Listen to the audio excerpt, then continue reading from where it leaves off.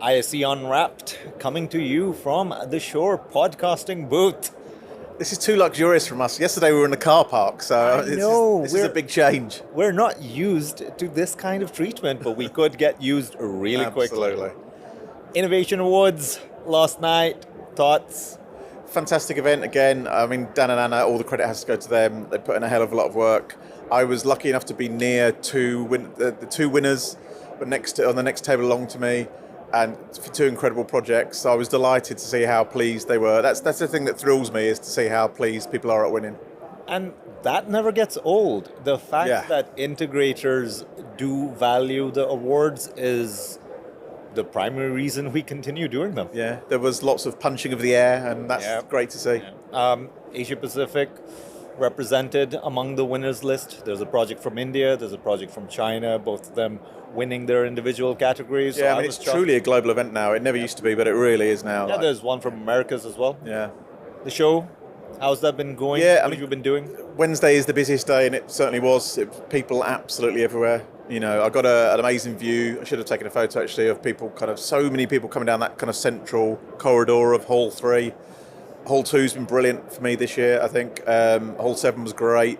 Trying to hopefully get to the others. But yeah, I mean, people everywhere. Yeah, I agree. Products, they're all here, but eventually, if you're willing to wait, they'll make their way into your region, into your country.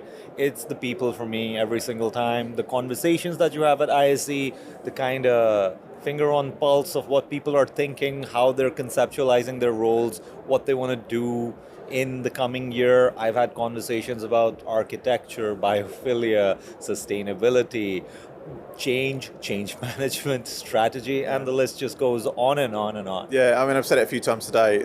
Everyone is here, right? And it's strange for you to say that because you're from halfway around the world, but I mean, everyone is here. So in terms of networking, it's an unbelievable opportunity this week. And luckily enough, we've got a stand that people feel welcome to come and sit down and have a rest and have something to eat and have a drink and have a chat. So even if you're just standing at you're hanging around our stand for an hour or so, you'll meet kind of 20, 30, 40 really interesting people doing interesting things. Yeah, and there's enough of the show left for you to come catch us while we're walking around or at the Innovate booth and pick our brains about what we've seen. Would be happy to kind of chat with you and find out what you have seen as well. And we had them yesterday, we had them again today, panel discussions. How did yours go? Really good. I had, like I mentioned, some amazing conversations, and they'll be on Rise Show TV for everyone to check out. Yeah. Yesterday I looked at Converge Networks. Today was immersive experiences and retail, all high quality, high caliber guests. Really interesting chat. Could have gone on longer and longer, but tried to kind of keep them to a kind of watchable, bite-sized chunk. Before we sign off, I've started to think of ISE 2025 as kind of like a sliding scale between party and productivity, right? It seems to be the two big trends: productivity, learning, engaging people, and then the whole experiences side. What have you been seeing a bit more? I think the sliding scale, it wants to be higher on the sort of productivity bit than it probably is, but a bit of party never hurt no one, right? Yeah, it never hurt no one.